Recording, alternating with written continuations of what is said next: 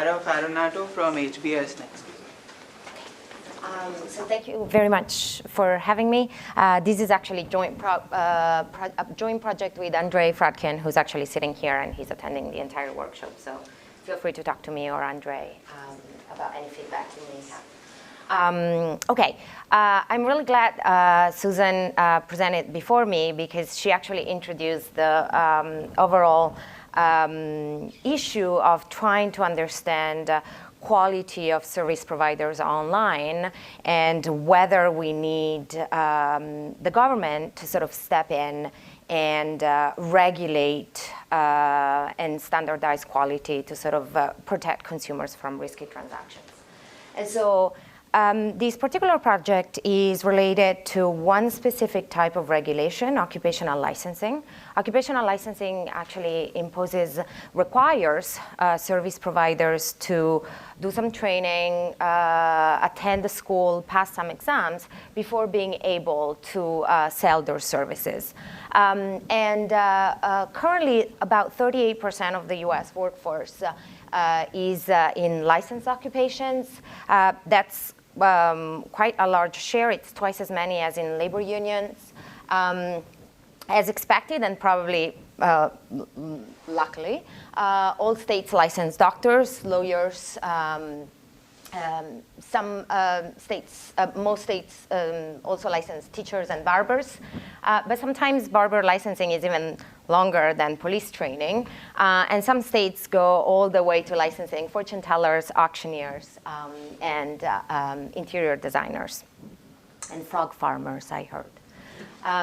So, of course, proponents of occupational licensing argue that by restricting service providers, by limiting the ability of service providers with low quality from coming in and selling their services, occupational licensing actually ensures minimum quality levels. On the other hand, licensing may restrict competition and increase prices as a result. Yeah. For researchers? PhD? I don't know. I don't think so, but like, we currently don't. We have peer reviews that sort of allow us to.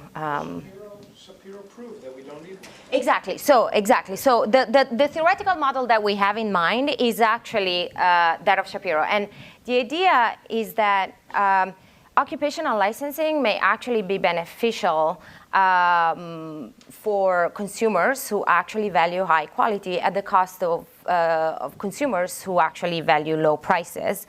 But in a world where we have alternative reputation mechanisms, like the peer review system, occupational licensing regulation may not be needed. Okay? And so that's exactly what we have in mind when we think about this problem in online markets. Okay? We're going to study this setting of occupational licensing in online marketplaces, which are particularly important for at least 3 reasons. They are becoming a primary way to find professionals in many industries. It's almost the primary way to find rides to go to the airport. But it's actually a primary way for finding professionals in many other occupations. In our context, it's home improvement occupations. So think of electricians and plumbers. Second reason why online platforms are important is they track transactions and reviews, potentially making some licensing requirements less necessary. And finally, from the occupational licensing literature purely, they provide a new way to measure the effects of licensing, which was not available before. Okay? Let me describe a little bit the online platform for home improvement services that we have in mind.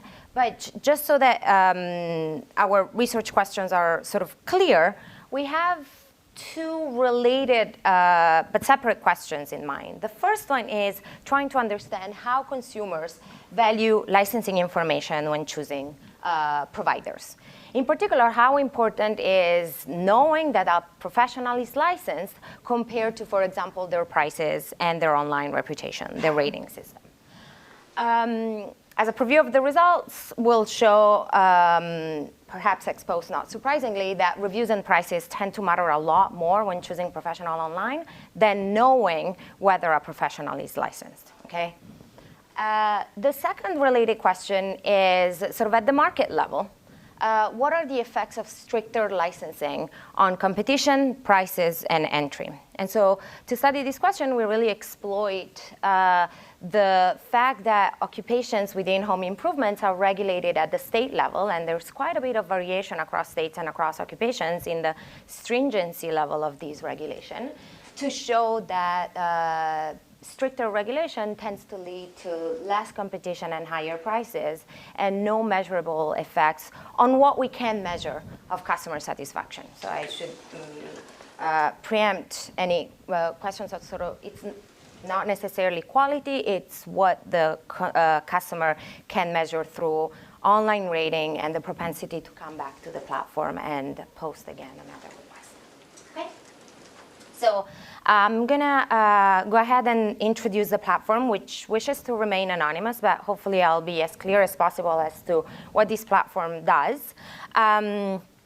It's like Airbnb for home improvement services, right? So if you have, if you need a plumber, or you need an electrician, or you need a painter, you can search for these platforms, these help online, and typically this platform is going to show up as one of the top results on Google.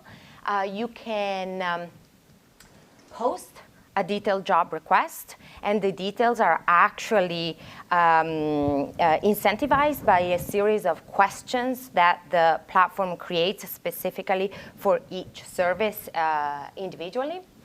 Providers are going to receive these job requests, and they are going to decide whether they're willing to pay the platform to submit a quote. So the business model is not really a commission fee. It's based on whether a professional decides to submit a quote.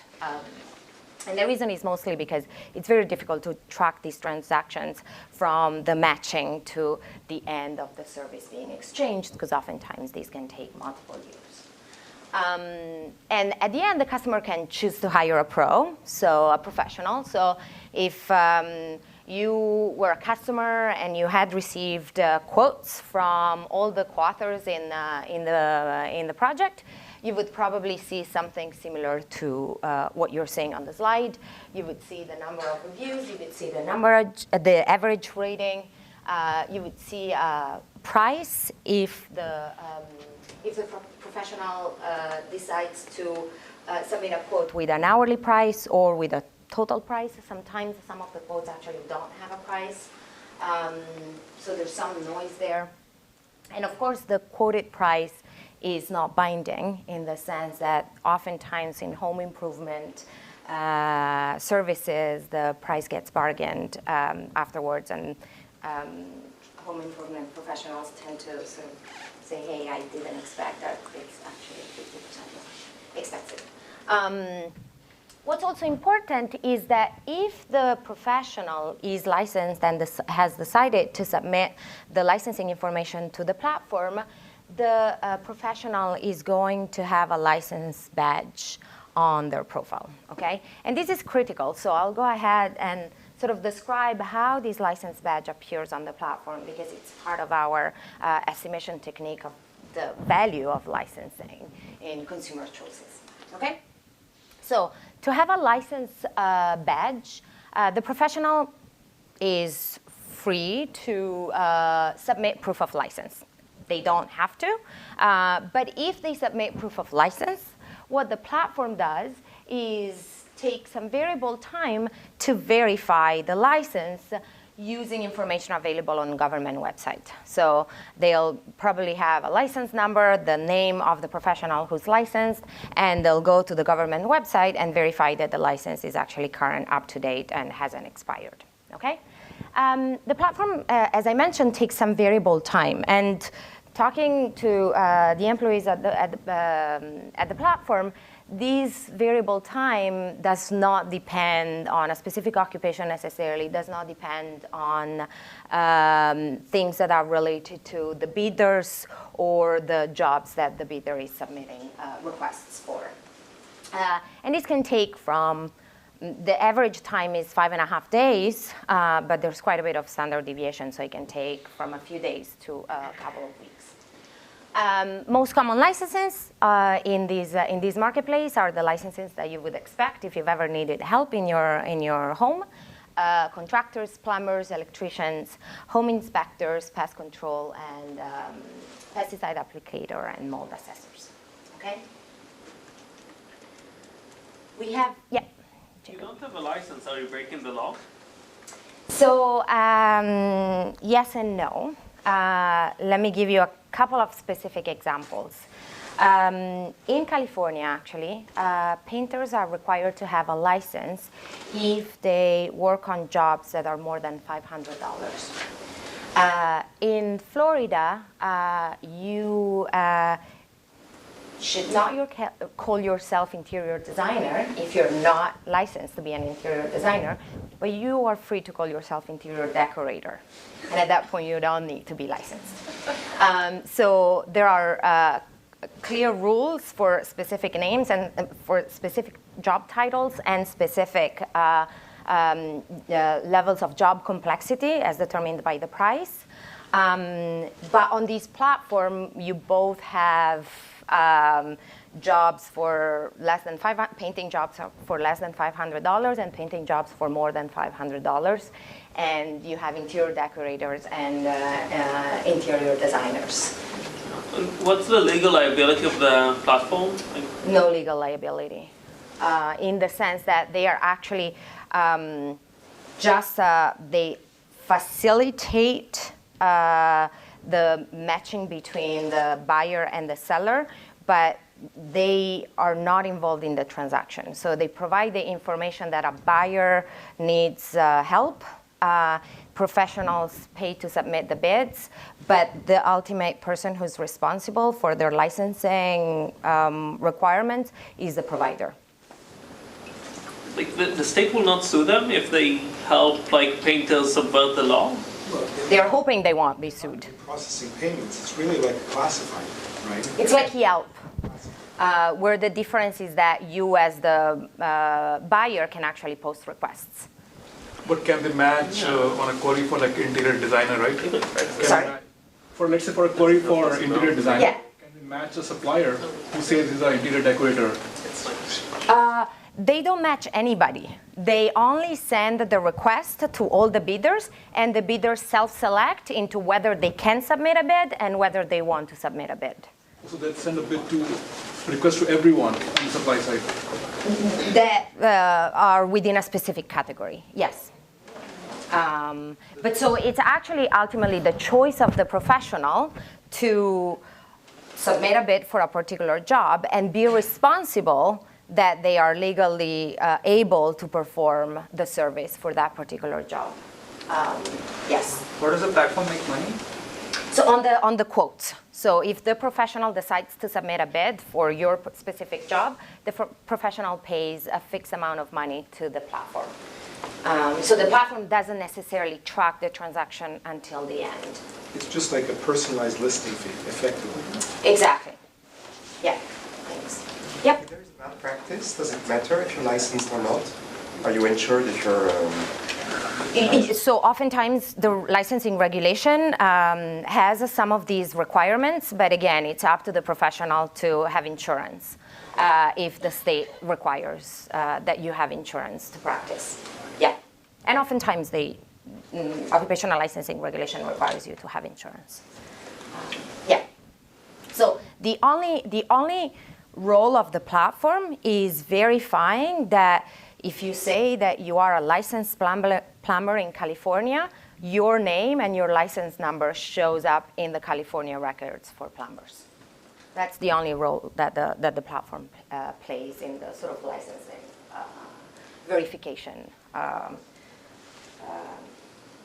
part of the data. Okay, So we have data from this platform, confidential data from the platform. We have about 8 months in 2015, some longer, but we mostly focus on this 8-month period because we have 2 important dates for our identification strategy. The date when a professional submits proof of license and the date when the license of the professional is verified by the platform and so visible to the consumers.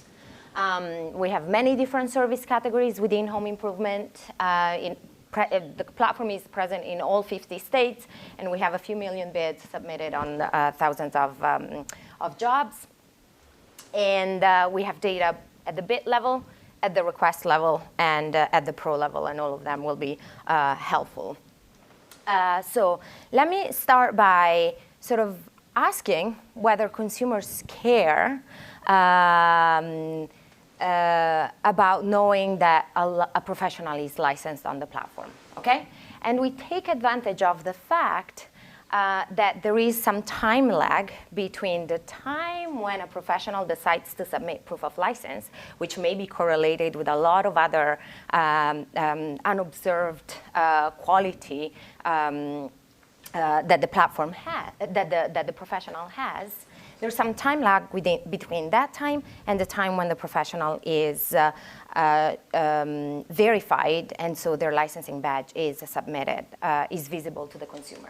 So we're going to look at one particular outcome. We'll look at other outcomes in follow-up event studies, but we're going to look at the probability of being hired as a function of whether you are showing a license badge or not, okay? So if you look at the time when the license is verified, okay, before this time, the licensing badge is not visible on your profile, and after, the licensing badge is visible on your profile. And this time is sort of exogenous conditional on the time that you submitted the license. We're going to have quite a stringent set of controls, but the results are sort of there even if we don't take into account sort of a selection into requests or professionals. We're going to look at the coefficients of interest, which are determined at the week relative to the license verification, okay? So if we look, and these are sort of the quantities, the estimates here are percentage points, okay? Increases in the probability of being hired, okay? If you look at the probability of being hired before and after the license is verified, you can see that both the point estimate and sort of the confidence intervals are relatively, the point estimate is low and the confidence intervals are relatively large, and they always include the zero. Now, it may be that we don't see an effect of licensing verified on your probability of being hired because all of a sudden you know that you are verified, and so you start bidding higher prices. Okay, so there may be supply responses that sort of counteract this additional benefit of having the license verified. And so we can look at other outcomes. For example, the submitted price that you submit before and after your licensing badge appears on your profile. And again, we don't see that you all of a sudden submit higher bids for jobs the moment your license is verified. We have other supply responses that we can measure, and sort of we don't see any additional supply responses on quote speed. So the faster you are at submitting quotes, the higher the chances that you are getting hired.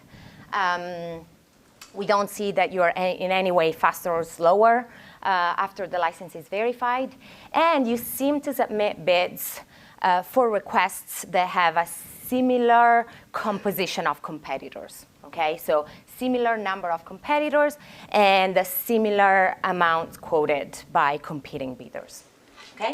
Now, just to show you that, yep, sorry. So do you have any data on consumers outside option? Because many times licensed contractors, they don't go through the platform, but I learn about them from colleagues. And maybe once you're in the platform, you're looking in the platform because you care just about prices or like getting a side deal that maybe a professional licensed contractor outside the platform will give you. Yeah, so here you have to have hired clicked on the hired button on the platform. The short answer is, in terms of outside option, we don't know how different the outside options are for different consumers. Here we look at whether the consumer clicked the button on whether they actually hired the professional.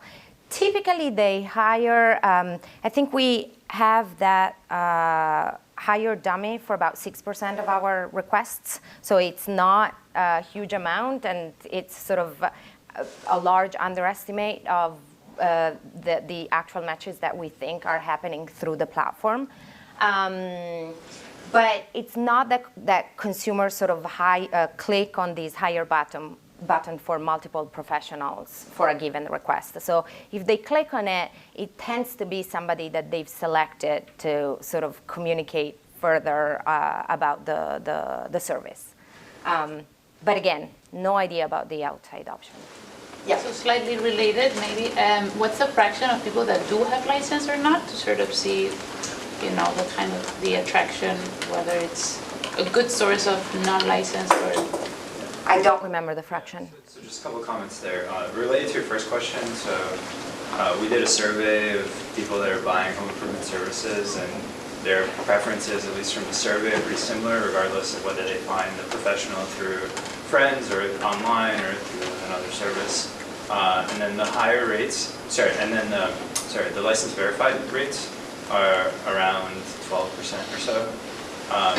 But there are likely many more licensed professionals on the platform that have never gotten their license verified by the platform. Yeah, so I guess I have a story in my head, and I'm curious whether you think it's like a plausible story. Yep. So I need a plumber. Yep. I really care that it be a licensed plumber. Like I want someone who's licensed. But I also believe that people are generally following the law, and therefore that whoever I find on the platform is likely to be licensed, whether it's listed or not. Yep. So I'm going to just ignore this badge because I kind of trust that they're licensed. Yeah, and you're anticipating where we're headed. So one possibility for why we don't see any effect of the sort of the signal of the licensing badge is that everybody trusts that if you're submitting a quote, it's because you know that you should be licensed, and so we just trust that you're just following the law. And in that case, assuming that can help us look at sort of the effect of stricter licensing on competition and prices. But in that story, it's not that the license doesn't matter, it's just that the indication of the license. Absolutely, yeah. It's just, this is not, and I should be clear about that, this is not that licensing regulation doesn't matter. It's the signaling value of the licensing badge is 0. Okay. Now, just to show you that the sort of event study approach actually works with alternative components of quality that consumers take into account when choosing providers, we can do the same event study approach with the submission of the first review. Okay, so to the extent that the submission of the first review is not under the control of the service providers, we can look at before and after. We tend to see a pre-trend here. It's easily explained by the fact that the first review might be submitted after the quote is submitted, but before the consumer hires a pro. And so once we take these time lag between the quote submission time and the hiring decision time, the pre-trend sort of disappears. And note that the point estimate here is a lot larger because now here we need to consider only tasks that have at least one hired professional. We can look at supply responses. Here we do see a large effect in the total number of bids that a professional submits, but not in the composition of bids that the professional submits. So the moment a professional receives a first review, they are much more active on the site, but they tend to bid about the same price and to requests that have similar competitors. Okay? Now, we can do this, we can show these in a choice regressions. I'm not going to show you the results, but it's sort of important to understand really the 3 components that affect choices: prices, online reviews, and license verified. And all three of these have sort of endogeneity issues that we try to tackle in three different ways. First, the licensing information, we can really use the time lag between submission and validation to really look at the impact of the licensing badge appearing on the website, conditional on the fact that you've decided to submit proof of license. Price, we can instrument, and we have sort of a strong first stage, we can instrument with the geographic distance between the professional and the consumers, and to the extent that the distance affects your cost of providing services to a particular customer without affecting directly the propensity that the customer chooses you, this is sort of a valid instrument. And then we have online reviews, which we sort of take a slightly different approach to the instrumentation strategy that Susan described earlier. We basically adopt sort of this jackknife approach. Sort of, we instrument for a focal professionals rating with the stringency that consumers applied while rating professionals other than the focal, okay? So if you end up being rated by customers that tend to be stricter in their rating, then you're more likely to have a lower rating. Again, I'm not going to show you the results, but we have similar results as the event study, and we tend to find highly price-sensitive consumers. And this is important exactly in the world that I introduced at the beginning of Shapiro, where we're really sort of, with occupational licensing regulation, we tend to benefit consumers who care about high quality at the expense of consumers who care about low prices. Andre sort of added to this, hinted at this, at the survey evidence. Of course, I cannot tell you the platform that we're getting the data from, so how large is this platform? Our sort of external validity questions are sort of obvious at this point. So we've decided to run a survey of about 5,000 consumers who recently hired for home improvement services. They hired in the last year. And really, we wanted to check what consumers know and think. And so we use an independent survey company, and these are respondents that use the internet to answer these surveys. So it was an online survey. But it should be a nationally representative survey, pool of respondents. Yeah. We ask them how they find professionals, and this is where it's sort of important for just the role of this platform. We find that about 16% of the survey respondents have found help through a platform like ours. Oftentimes, the 25% of the people who find help through Google or Yelp actually end up in a platform like ours. So if we sum these two shares, we get to 40% share of consumers using online sources to find home improvement professionals. So it's quite substantial. The sort of word of mouth and referral from a friend is still the model way of finding professionals. When we ask them sort of the top reasons for hiring professionals, cost and prices are always top of their mind. They also care about quality, reviews, recommendation, and friends. Less than 1% of them mentioned licenses. We also ask them about sort of what they know about licensing regulation. Do they know whether the professional is licensed? Typically, they know that, but they don't know it at the time of search. They find out when they sign the contract, or they find out because of cheap talk, because the professional told them, but they didn't really verify it. Are consumers even aware of the licensing requirements for the particular need that they have? About 50% of them think that the license is required for the particular need that they have. Now, it's they think that the license is required. We cannot directly verify whether it's the belief is correct. Many of them have no idea. So about 38% of them actually have no idea whether the license, whether a license is required for the job they are hiring for. But many of them just trust the government. Back to Nick's point, they just trust that the licensing regulation is good, to the point that about 53% of them are in favor of licensing regulation. Okay, so because consumers tend to trust the regulation that is in place to protect them from risky transactions, we can actually look at whether this regulation increases the prices that they face and limits the competition that they, the number of providers that they can get services from. Okay, and so we look at aggregate outcomes. We exploit the fact that we have different occupations and different states with different levels of regulation, okay?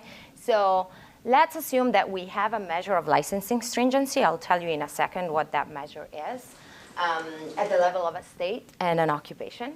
We can look at particular outcomes in the matching stage, in the transaction stage, and the post-transaction stage to look at whether consumers face higher quotes or lower quotes as a function of the licensing stringency, whether consumers face higher or lower quoted prices as a function of licensing stringency, whether they are in any way, whether they have a higher or lower probability of being hired and the winning quote, and finally, whether they are more satisfied with their match, as measured by the probability of leaving a 5-star review or the probability of posting again.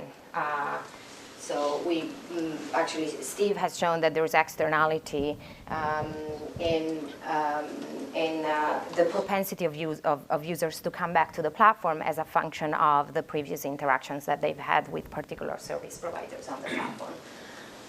And so posting again is sort of a measure of satisfaction with the current provider. Okay, so what is this measure of licensing stringency? We don't have it from the platform. We have to collect additional data to do that. We rely heavily on the Institute for Justice License to Work database, which is in its second edition and a lot more detailed than the first edition.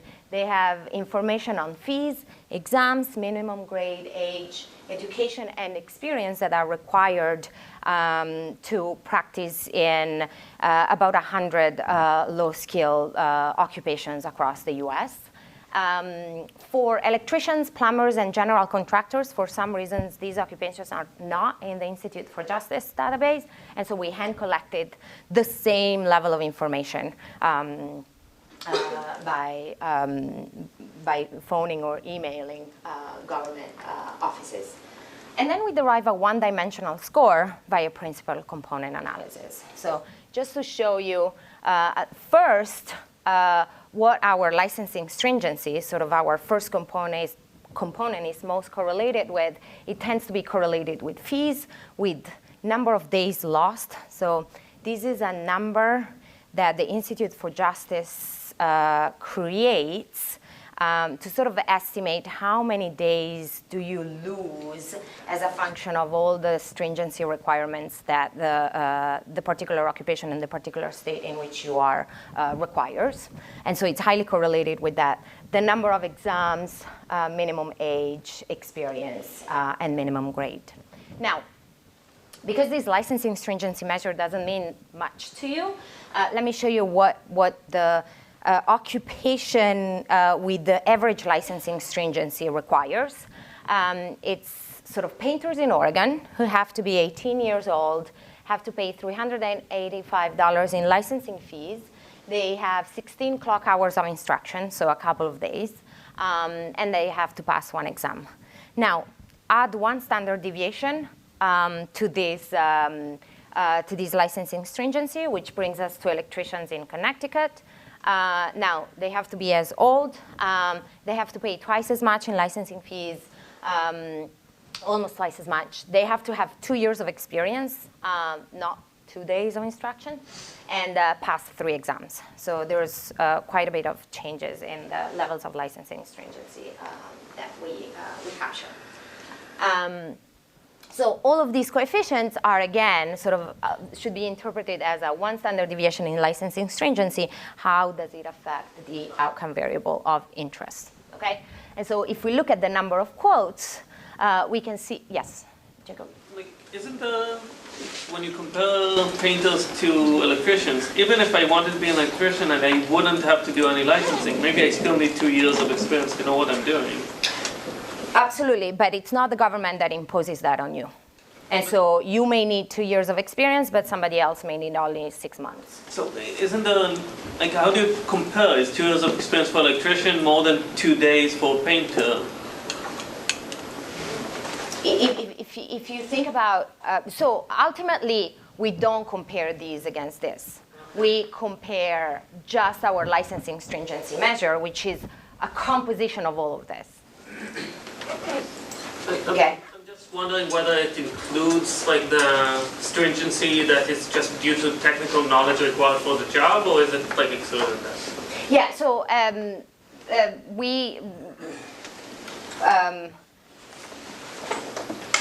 some occupations tend to have tend to require longer training, more exams. But that should be captured in sort of occupation fixed effects that we have here. And so at that point, we take advantage of the fact that for a given occupation, in Nevada, you have less years of training than in California. And so if you think that people in Nevada need, for other reasons, more training, then we can discuss it offline. But we... The example you gave is a little confusing because it looks like you're comparing electricians to painters, but you're not. Yeah, we're not. This is just to tell you, like, to interpret these coefficients here. So what is a one standard deviation increase? It's useful, say, if you took the bottom example, or the bottom 2 examples of electricians in the U.S. and the top 2 examples on stringency, and then compare apples to apples, I think that way. That's a good point, yeah. You wouldn't get one standard deviation necessarily, but... Yeah, most likely, yeah. Thank you. Okay. So now back to the results. So a one standard deviation increase in this licensing stringency, again, may not happen within a particular occupation, but it reduces the number of quotes by 2.4%. It increases the quoted price by 3.2%. Has no effect on matching probability, so it's not that you are more likely to match with licensed professionals when the licensing stringency is higher, but still it increases the winning quote by 2.5%. Sort of this increase in the quoted price translates into an increase in the winning quote. And we just cannot measure any effect on customer satisfaction metrics. If anything, actually the coefficient is negative. The size of the coefficient is just economically very small. Now, it is possible that the tasks, the composition of tasks, change across states and occupations, and so we can we could be capturing here something else that has to do with the fact that maybe in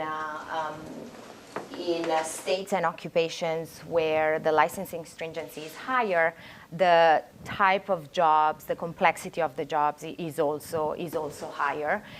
But we have a detailed set of questions and answers that actually the consumer answers when posting the job. And so we can sort of predict both our treatment variable and our outcome variable in a double machine learning framework, and sort of regress the residuals on the treatment variable, the residuals of the outcome variable on the residuals of the treatment variable to see whether the coefficients change once we control for this very rich set of features that describe the task characteristics.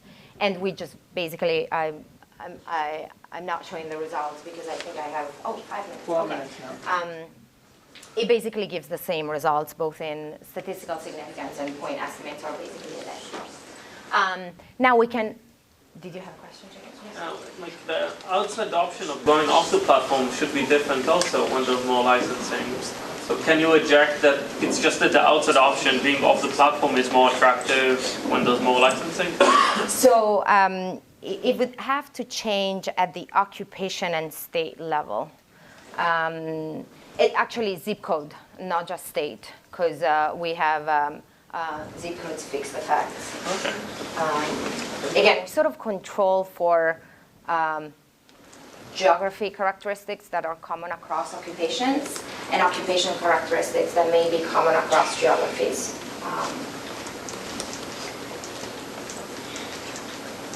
Okay, so now, it may be, from a consumer's perspective, that you're particularly worried about licensing requirements and quality if you have a more complex job than if you have a less complex job.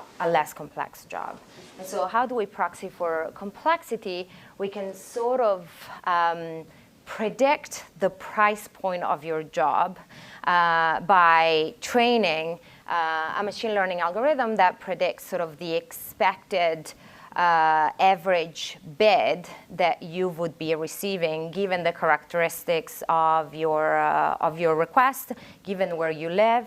And we sort of estimate it, we predict it out of samples. So we divide the sample into sort of 5 subsamples of 20% of the data each, and we predict the prices of the 20% on the rest of the 80%.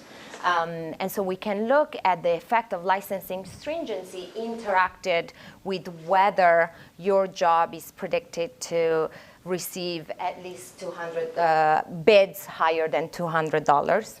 And we can see that most of the effect of the licensing stringency goes through a bigger effect on price for these more complex jobs. So one standard deviation increase in licensing stringency increases the matched quote by 7% for jobs above $200, by 12% in jobs for above $500, and all the way to 17% in jobs that are estimated to receive bids above $1,000. So it seems that the licensing stringency has a bigger effect for more complex jobs.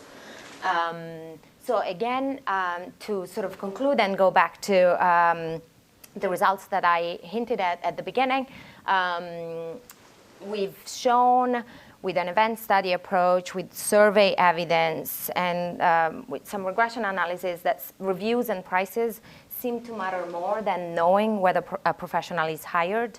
Now, at the market level, we find that more stringent licensing regimes lead to less competition and higher prices, and we don't have detectable effects on the probability of coming back to the platform or leaving a 5-star review. And so hopefully this is an input, a useful piece of information on the current debate on occupational licensing regulation, which actually has bipartisan consensus that licensing regulation should be redesigned. So thank you.